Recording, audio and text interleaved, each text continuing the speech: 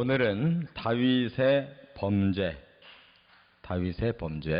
제목으로 말씀을 상고합니다. 지금까지 다윗은 계속 하나님께 아주 신실한 사람으로 또 하나님도 그를 아주 귀하게 쓰셨습니다. 그런데 다윗이 이제 그 인생이 꺾어지는 이 분기점이 오늘 이 본문부터 시작이 돼요. 다윗이 이제 중반, 왕위에 오른 지 한 중간쯤 됐다고 보는데, 한 40대 중후반쯤 됐을 것 같아요.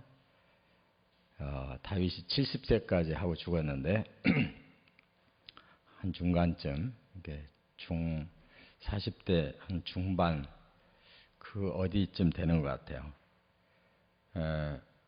지금이 전쟁 시즌이라고 그랬습니다.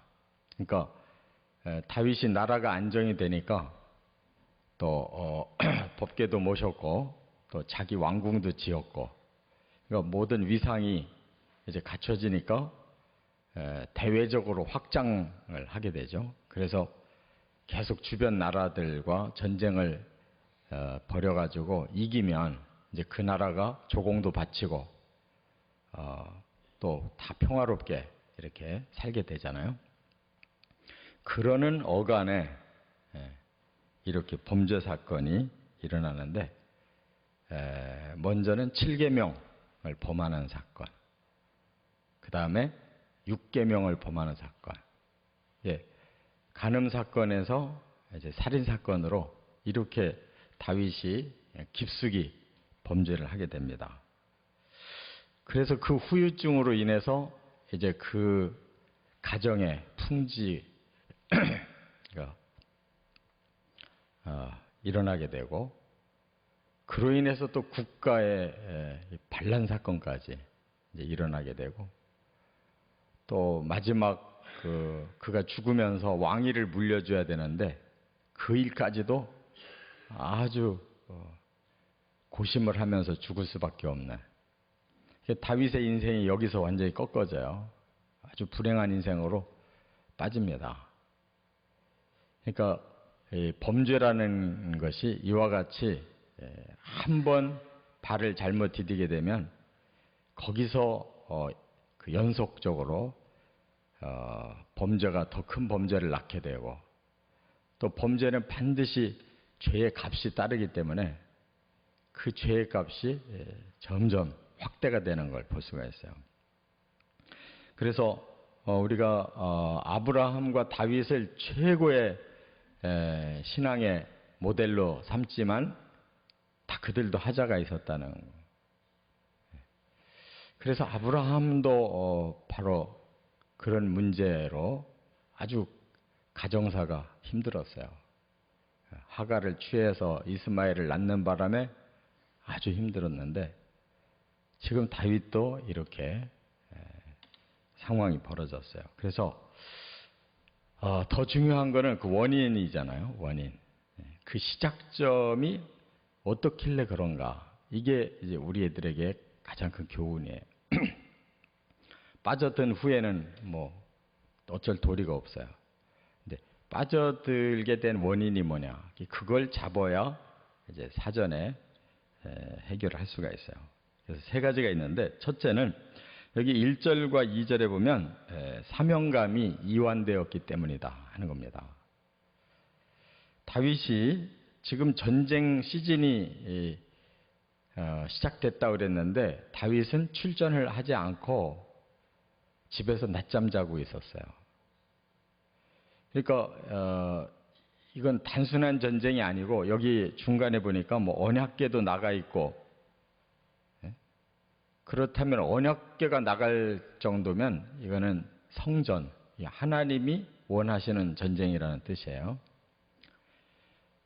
그러면 당연히 왕이 제일 앞장을 서야 되는데 그렇게 하질 않았다는 거예요. 요압 장군에게 다 맡기고 자기는 왕궁에서 쉬었다는 뜻이에요. 그러니까 벌써 사명감이 이완된 거죠. 다윗이 그럴 사람이 아니었는데 마음이 조금 변한 거예요. 그걸 우리가 앞에서 조금 볼 수가 있는데 블레셋과의 싸움에서 이상한 단어가 거기 나와요. 다윗이 피곤함에 이런 단어가 나와요. 그 거인들과 싸우는데 거기서 다윗은 싸움의 그 주인공이 되지를 못해요. 그 거인들, 블레셋 거인들과의 싸움에서 다윗은 피곤했다. 다윗이 직접 상대를 못했고 부하들이 그 거인들을 죽이거든요. 거기서부터 이상이 좀 온 거예요. 그리고 여기 오늘 본문의 전쟁은 암몬과의 전쟁인데 이미 암몬과의 전쟁 그 연합군과 2차례나 이겼어요. 지금 세 번째 나가서 완전히 이제 장악을 하려고 그 랍바라는 성을 공격하는 건데 지금의 요르단의 암만 거기가 수도예요. 그 적군의 최고의 성읍 그 수도를 이제 공략해 가지고 완전히 제압을 해야 되는 가장 중요한 전쟁. 거기에 다윗은 지금 안 나가고 있다는 거예요. 그것이 바로 아주 중요한 원인이에요. 사람은 마음이 제일 중요한데 마음의 무장이 해제됐다는 거예요. 군대는 강했어도 그 군대를 통솔하는 사람의 마음이 약해졌다는 거. 이것이 이제 가장 큰 문제. 그러다 보니까 중동 지방은 날씨가 매우 더워서 이 낮 시간이 되면은 사람들이 일을 안 하고 이렇게 낮잠을 자거든요. 다윗도 낮잠을 자고 일어나서 서너 시쯤 이제 조금 해가 기우니까 옥상에 올라가면 바람이 시원하니까 정신 좀 차리려고 옥상을 걷다가 주변에 집에서 목욕하는 여인을 본 거예요. 그런데 심히 아름답게 보였다 그랬어요. 그러니까 벌써 육적인 그런 유혹이 강하게 들어온 거예요. 그만큼 사명을 눈 감아 버리니까 엉뚱한 정욕이 눈 떴다는 거. 이것이 제일 큰 문제였어요. 그 다음에 두 번째 3절과 4절에 보면 정욕을 다스리지 못했다. 유혹은 올 수 있죠. 사람이니까 보이면 당연히 감정이 생길 수가 있어요. 근데 중요한 건 뭐냐? 그걸 이겨내야 되는데 여기 보니까 그 여인이 누군지 알아보게 신하에게 시켰어요. 그런데 알고 보니까 지금 전쟁터에 나가 있는 37인 용사 중에 한 사람, 햇사람 우리아라고 그랬어요. 그러니까 아주 측근이에요. 37명의 장군들 중에 한 사람이 우리아예요. 그럼 굉장히 신임하고 그 전쟁을 맡길 만큼 아주 측근인데 아는 사람이에요. 그 사람의 아내라는 거를 알았어요. 그러면 거기서 이제 이성이 작동해야 될 거 아니에요. 아, 이건 안 되는구나. 그리고 사명감이 작동해야지. 나는 이 나라의 왕이다. 내 부하의 아내를 범할 수 없다. 이러한 생각이 자기를 주장해서 그걸 막았어야 되는데 그 정욕을 끊지를 못했어요. 그래서 불러들여서 동침을 했다. 이렇게 말씀했어요. 그러니까 이 사람은 다 똑같은 본능이 있어요. 여기 열애가 없어요. 그런데 범죄가 되는 것과 안 되는 것의 차이는 뭐냐? 자기 자신이 컨트롤하는 거죠. 마음을 다스릴 줄 알고 행동으로 옮기지 않는. 여기에 다윗이 넘어갔어요. 다윗에게는 아내들이 많습니다. 그러니까 여러 아내도 있고 모든 그 왕족들이 보면 다 많은 궁녀들이 있었잖아요. 그 아들 솔로몬도 1000명이나 있었다고 성경에 나오는데, 그러니까 얼마든지 여인들이 많이 있는데 오히려 죄는 이미 주어진 건, 자기에게 주어진 거는 마음에 흥이 없어요. 그러니까 남의 여인이 더 상대적으로 아름답게 보인 건 분명히 사탄이 유혹하는 것이죠. 사람을 넘어뜨리기 위해서. 거기에 영적으로 이미 두 손을 들었다는 거. 이것이 그에게 치명적인 문제였어요. 이것까지만 이겼어도 되는데 그걸 이기지 못했다.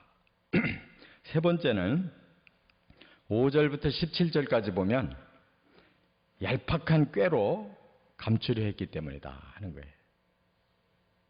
이렇게 범죄를 저질렀을 때 그것을 거기서 끝냈으면 더 큰 죄로 이어지질 않았는데 이걸 자꾸 덮으려고 그랬어요. 그래서 밧세바가 임신이 됐다라는 소식을 들려주니까 이제 크게 당황을 했겠죠. 임신을 하게 되면 낳게 된다면 만천하에 자기가 범한 죄가 공개가 되는데 그거를 이제 일단 막자고 생각을 한 거죠. 그래서 전쟁터에서 지금 싸우고 있는 우리아를 불러들여요.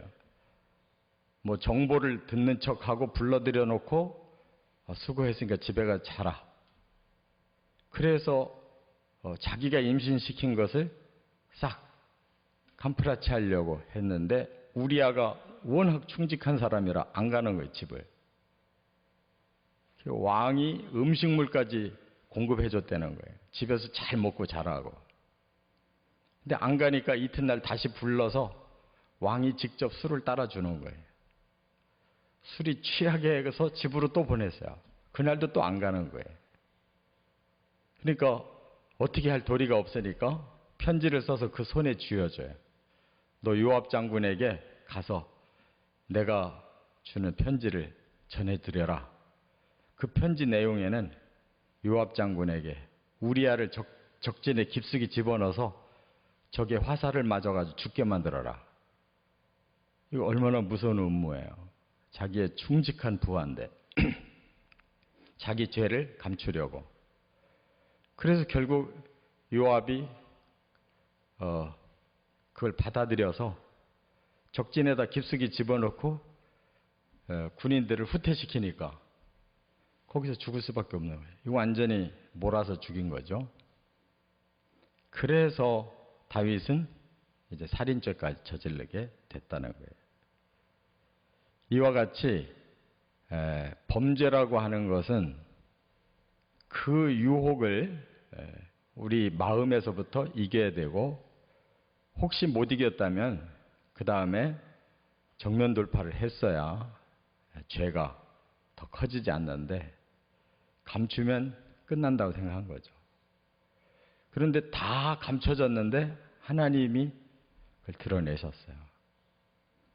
그 뒤로 보면 이제 12장에서는 하나님이 나단에게 시켜서 그 죄를 그 앞에서 고발하게 하고 그때서야 다윗이 회개를 했지만 때가 늦었어요. 뒤늦은 회개. 그로 인해서 용서는 받았어도 그 후유증은 그대로 다 당하고 말았다 하는 걸 깨닫습니다. 그러니까 우리들의 삶에 어떤 범죄가 되든지 죄의 루트는 똑같아요. 우리 마음에 사명감을 상실하면 거기서 죄가 들어오고 우리 마음에서 다스리지 못하면 행동이 되고 그 다음에 그 죄의 흔적을 감추려고 하면 더 큰 죄로 빠져들어간다는 거. 우리 자신들도 여기에 열애가 없고 한순간에 이루어질 수 있는 이런 죄성이 있다는 거 깨닫고 항상 근신하며 살아가는 저와 여러분 되시기를 주의 이름으로 축원합니다. 기도드립니다.